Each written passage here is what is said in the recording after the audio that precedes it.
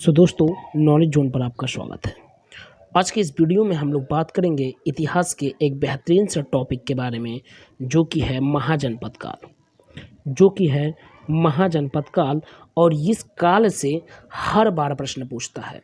प्राचीन भारत के इतिहास का एक बेहतरीन सा टॉपिक है महाजनपद काल, और यहाँ से हर बार क्वेश्चन आपको देखने को मिलता है। तो आज की इस वीडियो में हम लोग महाजनपद काल को पूर्ण रूप से सफाया करने वाले हैं, यानी यहाँ पे हम लोग पूरी की पूरी जानकारी लेने वाले हैं महाजनपद काल से। टॉप 41 क्वेश्चनों का ये कॉम्बिनेशन है इस वीडियो में। 41 क्वेश्चनों को हम लोग देखेंगे इस वीडियो में, जो कि पूरा सिलेक्टेड क्वेश्चन है, यानी इसके बाहर से प्रश्न आपका नहीं बनने वाला है। तो आज के वीडियो आपका महाजनपद काल को खत्म करने वाला है। ठीक है, तो बिना देरी किए हम लोग शुरू करेंगे आज के वीडियो को।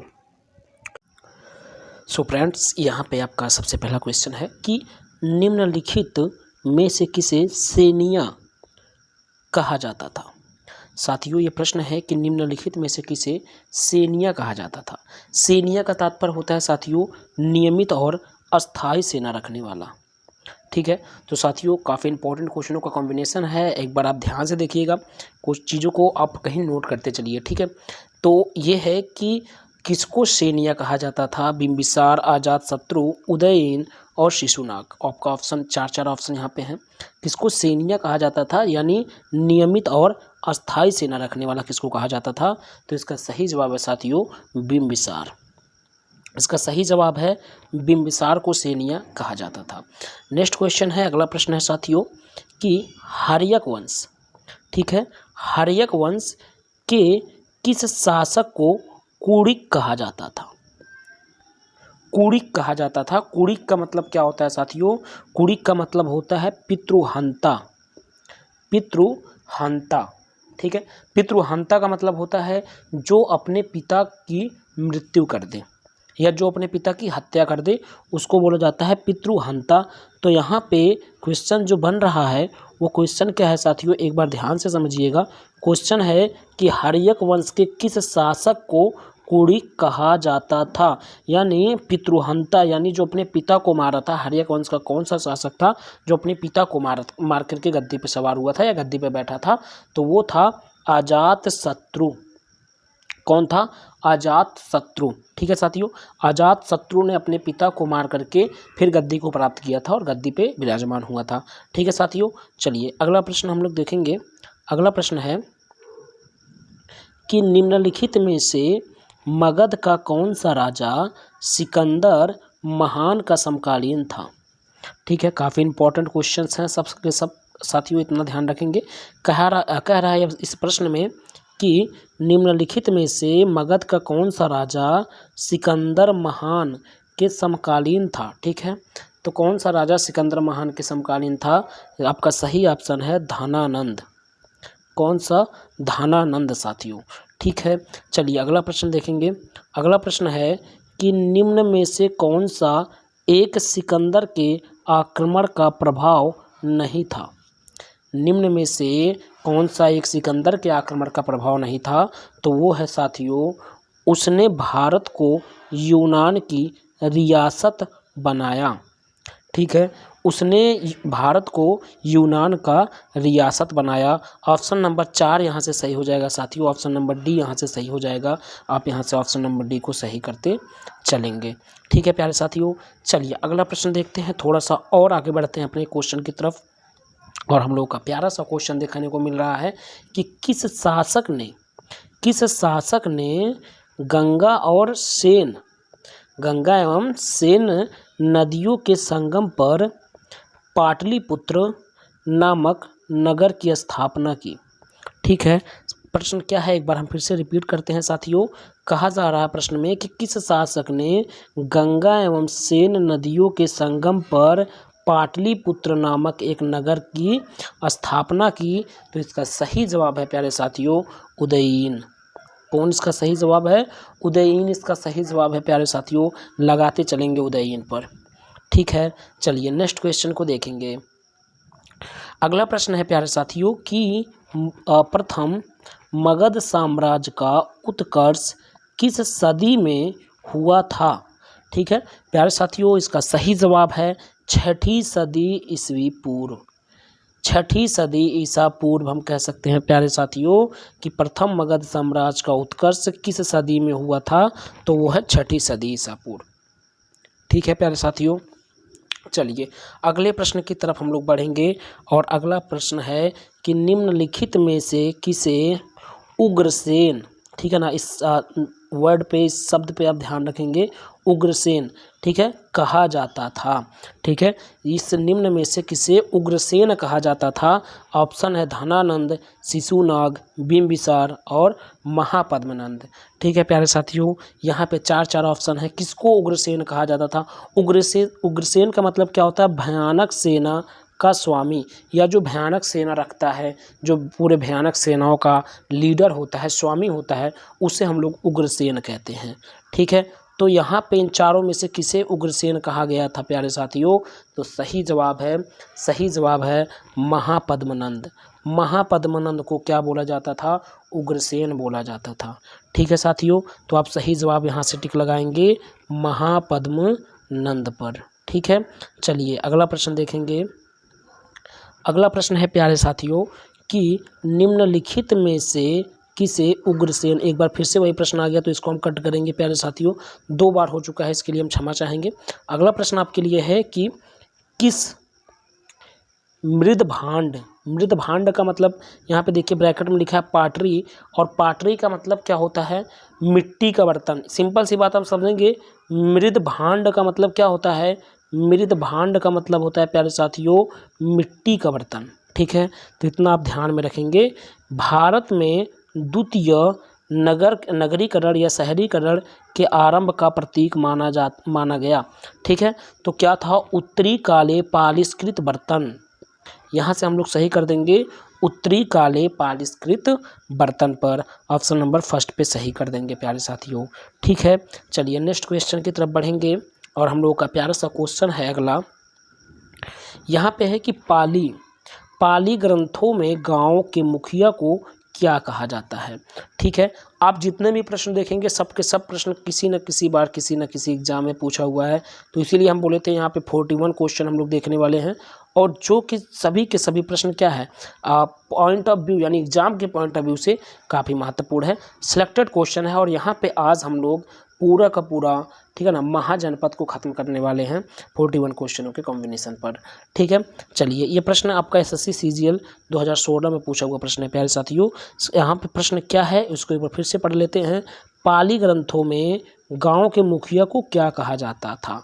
ठीक है, या कहा जाता है। ठीक है, तो इसका सही जवाब है भोजक। इसका सही जवाब है भोजक या ग्राम भोजक। ठीक है, क्योंकि गांव की बात हो रही है तो ग्राम भोजक भी कह सकते हैं या हम भोजक कह देंगे। ठीक है साथियों, चलिए अगले प्रश्न की तरफ बढ़ेंगे। अगला प्रश्न है प्यारे साथियों कि निम्नलिखित में से कौन सा सिकंदर के साथ भारत आने वाला इतिहासकार नहीं था? ठीक है, प्रश्न क्या है कि इन चारों में से कौन ऐसा है जो सिकंदर के साथ भारत नहीं आया? जो सिकंदर के साथ भारत नहीं आया प्यारे साथियों, तो यहाँ पे ये हेरोडोट्स जो है, हेरोडोट्स, ठीक है ना, ऑप्शन नंबर सी वाला, ये सिकंदर के साथ भारत नहीं आया था प्यारे साथियों। ठीक है, ये सिकंदर के साथ भारत नहीं आया था। बाकी जो आपको 3 ऑप्शन में दिखाई दे रहे हैं ये सिकंदर के साथ भारत आए थे। ठीक है प्यारे साथियों, एक नाम हम और आपको बताते हैं, एक नाम स्ट्रोबो, यहाँ पे लिख दे रहे हैं स्ट्रोबो, ये भी सिकंदर के साथ भारत आया था। अगर कभी भी ये भी नाम आपको देखने को मिले तो आप कंफ्यूज बिल्कुल भी मत होइएगा, स्ट्रोबो भी और सिकंदर के साथ ही भारत आया था। एक नाम और आपको बता रहे हैं ब्लूटार्क, यह व्यक्ति भी सिकंदर के साथ भारत आया था। ठीक है, तो ये ब्लूटार्क, स्ट्रोबो और ये 3 नाम आप यहाँ से देख लीजिएगा, ये पांचों क्या हैं? सिकंदर के साथ ही भारत आए थे। ठीक है, हेरोडोट्स जो अभी बताए हैं यहाँ पे ऑप्शन नंबर सी, ये आपका सिकंदर के साथ भारत नहीं आया था, तो यहाँ से ऑप्शन नंबर सी सही हो जाएगा प्यारे साथियों। नेक्स्ट क्वेश्चन की तरफ चलेंगे। अगला प्रश्न है हम लोगों का कि नंद वंश का संस्थापक कौन था? नंद वंश का संस्थापक कौन था प्यारे साथियों?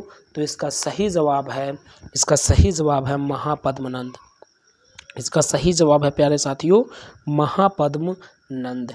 ठीक है, अगला प्रश्न देखेंगे प्यारे साथियों। अगला प्रश्न आपके लिए है कि ग्रीक यूनानी, ठीक है, आप ग्रीक यूनानी कुछ भी बोल सकते हैं, लेखकों द्वारा किसे अग्निमीज या जेंडरमीज कहा गया?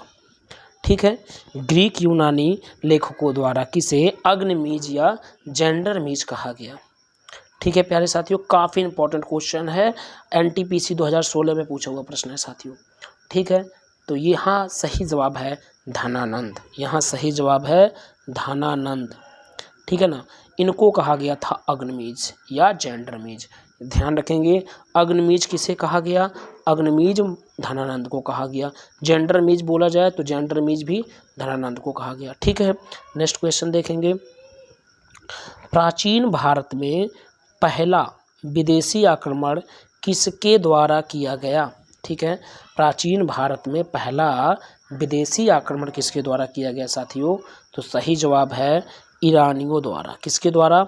ईरानियों द्वारा किया गया था सबसे पहला आक्रमण। ठीक है, इस बात को ध्यान रखेंगे। प्राचीन भारत में सबसे पहला आक्रमण किसके द्वारा किया गया? ईरानियों द्वारा किया गया। ठीक है, नेक्स्ट क्वेश्चन देखेंगे। नंद वंश का अंतिम सम्राट कौन था? ठीक है, नंद वंश का अंतिम सम्राट कौन था प्यारे साथियों? तो सही जवाब है धनानंद। ठीक है, सही जवाब है धनानंद। धनानंद नंद वंश का अंतिम सम्राट था। नेक्स्ट क्वेश्चन आपके लिए है कि भारत में सिक्कों, ठीक है ना, सिक्का कहिए या मुद्रा कहिए, का प्रचलन कब हुआ? भारत में सिक्कों या मुद्रा का प्रचलन कब हुआ? तो इसका सही जवाब है 600 ईस्वी पूर्व में साथियों। 600 ईस्वी पूर्व में भारत में सिक्का का प्रचलन हुआ। नेक्स्ट क्वेश्चन आपके लिए है कि मगध के किस प्रारंभिक शासक ने राज्यारोहण के लिए अपने पिता की हत्या की एवं इसी कारणवश अपने पुत्र द्वारा मारा गया? क्वेश्चन है कि मगध के किस प्रारंभिक शासक ने राज्यारोहण के लिए, ठीक है ना, रोहड़ के लिए अपने पिता की हत्या की और इसी कारणवश वो अपने पुत्र से मारा गया? तो वो है अजातशत्रु। ये क्वेश्चन नंबर 2 ही था। हमने बताया कि उसने अपने पिता को मारा था, इसलिए उसको पितृहंता बोला जाता है। ठीक है, तो यहाँ से सही जवाब है अजातशत्रु। ठीक है, नेक्स्ट क्वेश्चन देखेंगे।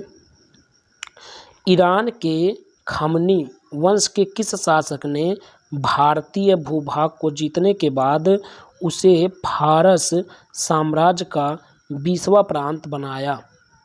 ठीक है, ईरानी के खमनी वंश के किस शासक ने भारतीय भूभाग को जीतने के बाद फारस साम्राज्य का 20वां प्रांत बनाया? तो इसका सही जवाब है साथियों डेरियस। ठीक है ना, इसका सही जवाब है डेरियस दारावाहो फर्स्ट। यहाँ से डेरियस दारावाहो फर्स्ट पे हम लोग टिक करके चलेंगे प्यारे साथियों। नेक्स्ट क्वेश्चन की तरफ बढ़ेंगे। अगला प्रश्न आपके लिए है कि विश्व का प्रथम गणतंत्र वैशाली में किसके द्वारा स्थापित किया गया था? अगला प्रश्न है कि विश्व का पहला गणतंत्र वैशाली में किसके द्वारा स्थापित किया गया था प्यारे साथियों? तो इसका सही जवाब है लिच्छवी। इसका सही जवाब है साथियों लिच्छवी। नेक्स्ट क्वेश्चन पे चलेंगे। ये प्रश्न है कि हाइडेसप्सिया बितस्ता, जिसे आधुनिक नाम झेलम बोला जाता है, का युद्ध 326 बीसी किन किन शासकों के बीच हुआ? तो इसका सही जवाब है प्यारे साथियों सिकंदर एवं पोरस के मध्य। सिकंदर एवं पोरस के मध्य, जो कि ऑप्शन नंबर डी पर है प्यारे साथियों। नेक्स्ट क्वेश्चन आपके लिए है प्यारे साथियों कि 6ठी सदी ईसा पूर्व के दौरान बड़े राज्यों के उदय का मुख्य कारण क्या था? 6ठी सदी ईसा पूर्व में बड़े राज्यों के उदय का मुख्य कारण क्या था प्यारे साथियों? तो उसका मुख्य कारण था उत्तर प्रदेश और बिहार में व्यापक पैमाने पर लोहे का उपयोग करना। ठीक है, उसका सही जवाब है उत्तर प्रदेश और बिहार में व्यापक पैमाने पर लोहे का उपयोग करना। अगला प्रश्न है साथियों कि मगध की प्रथम राजधानी कौन सी थी? मगध की प्रथम राजधानी कौन सी थी प्यारे साथियों? तो इसका सही जवाब है गिरिवर्ज। गिरिवर्ज या उसी को राजगिरी भी बोला जाता है। ठीक है प्यारे साथियों, गिरिवर्ज। अगला प्रश्न आपके लिए है कि मगध सम्राट बिंबिसार ने अपने राजवैद्य जीवक को किस राज्य के राजा की चिकित्सा के लिए भेजा था। अगला प्रश्न यही है कि मगध सम्राट बिंबिसार ने अपने राजवैद्य जीवक को किस राज्य के राजा के चिकित्सा यानी इलाज करने के लिए भेजा था। ठीक है, तो इसका सही जवाब है अवंती। इसका सही जवाब है प्यारे साथियों अवंती के राजा का इलाज करने के लिए भेजे थे। नेक्स्ट क्वेश्चन है कि किस शासक ने अवंती को जीतकर मगध का हिस्सा बना दिया था। ठीक है ना। अगला प्रश्न है कि किस शासक ने अवंती को जीत करके मगध का हिस्सा बना दिया या मगध में मिला दिया। ठीक है, तो इसका सही जवाब है प्यारे साथियों शिशुनाग। इसका सही जवाब है शिशुनाग ने अवंती को जीता और उसको किस में जोड़ दिया, मगध में जोड़ दिया प्यारे साथियों। ठीक है, नेक्स्ट प्रश्न, अगला प्रश्न आपके लिए है। तो ये प्रश्न है कि निम्न में से कौन एक बौद्ध ग्रंथ 16 महाजनपदों का उल्लेख करता है। प्रश्न है कि एक बौद्ध जो ग्रंथ है वो 16 महाजनपदों का उल्लेख करता है, तो वो है अंगुत्तर निकाय। क्या है साथियों, अंगुत्तर निकाय है प्यारे साथियों। अगला प्रश्न है प्यारे साथियों कि किस मगध सम्राट ने अंग का विलय अपने राज्य में कर लिया। ठीक है प्यारे साथियों, तो इसका सही जवाब है बिंबिसार। इसका सही जवाब है प्यारे साथियों बिंबिसार ने। ठीक है, अगला प्रश्न है कि शिशुनाग ने किस राज्य का विलय मगध साम्राज्य में नहीं किया। शिशुनाग ने किस राज्य का विलय मगध साम्राज्य में नहीं किया, तो इसका सही जवाब है प्यारे साथियों काशी। इसका सही जवाब है काशी। अगला प्रश्न है निम्नलिखित में से कौन सा एक मगध साम्राज्य की राजधानी नहीं है या नहीं रहा। ठीक है प्यारे साथियों, प्रश्न है कि निम्न में से या निम्नलिखित में से कौन सा एक मगध साम्राज्य की राजधानी नहीं रहा। ठीक है, तो इसका सही जवाब है प्यारे साथियों, इसका सही जवाब है कौशाम्बी। इसका सही जवाब है कौशाम्बी। अगला प्रश्न है ईरान के खमनी वंश के किस शासक ने भारतीय भूभाग को जीतने के बाद उसे फारस साम्राज्य का 20वां प्रांत बनाया। ये क्वेश्चन हो चुका है साथियों, ये क्वेश्चन फिर से रिपीट हो गया, तो इसको हम यहाँ से छोड़ देंगे। ठीक है, अगला प्रश्न है कि काशी और लिच्छवी का विलय मगध साम्राज्य में किसने किया। ठीक है, तो इसका सही जवाब है काशी और लिच्छवी का विलय मगध साम्राज्य में करने वाले जो थे वो थे आपके अजात शत्रु। कौन थे, अजात शत्रु। ठीक है, चलिए अगला प्रश्न देखेंगे। अगला प्रश्न है हाइडेस्पस या वितस्ता, ठीक है, जिसे आधुनिक में झेलम का युद्ध, एक बार ये प्रश्न भी हो चुका है, तो इसको भी यहाँ से कट करेंगे और आगे बढ़ेंगे। ये प्रश्न भी हो चुका है। किस शासक द्वारा सर्वप्रथम पाटलिपुत्र का राजधानी के रूप में चयन किया गया। किस शासक द्वारा, ठीक है ना, सर्वप्रथम पाटलिपुत्र का राजधानी के रूप में चयन किया गया, तो इसका सही जवाब है उदयीन द्वारा। किसके द्वारा, उदयीन द्वारा प्यारे साथियों। ठीक है, अगला प्रश्न देखेंगे। सिकंदर के आक्रमण के समय उत्तर भारत पर निम्नलिखित राजवंशों में से किसका एक शासन था। ठीक है, यहाँ पे फिर से एक बार क्वेश्चन पढ़ देते हैं प्यारे साथियों। कह रहा है कि सिकंदर के आक्रमण के समय उत्तर भारत पर निम्नलिखित राजवंशों में किस एक का शासन था, यानी किसका शासन था प्यारे साथियों, तो उसका सही जवाब है नंद का। किसका, नंद का शासन था प्यारे साथियों। ठीक है, अगला प्रश्न है कि 16 महाजनपदों की सूची उपलब्ध है किसमें, तो अभी बताए हैं अंगुत्तर निकाय में। किसमें, अंगुत्तर निकाय में। ठीक है, अगला प्रश्न, तो ये प्रश्न है कि अभिलेखीय साक्ष्य से प्रकट होता है कि नंद राजा के आदेश से एक नहर खोदी गई थी। वह नहर कहाँ खोदी गई थी प्यारे साथियों, तो नहर खोदी गई थी कालिंग में। कहाँ पे? कलिंग में खोदी गई थी प्यारे साथियों। अगला प्रश्न है कि पहला ईरानी शासक जिसने भारत के कुछ भाग को अपने अधीन कर लिया था, पहला ईरानी शासक कौन था जो भारत के कुछ भाग को अपने अधीन कर लिया था प्यारे साथियों? तो सही जवाब है डेरियस। सही जवाब है प्यारे साथियों डेरियस। ठीक है।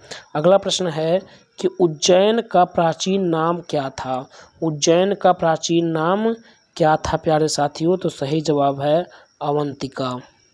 सही जवाब है प्यारे साथियों अवंतिका। ठीक है।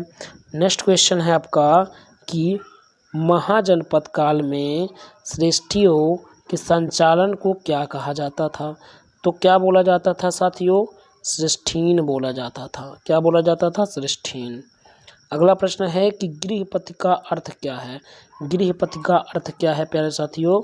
तो गृहपति का अर्थ होता है धनी किसान। क्या होता है?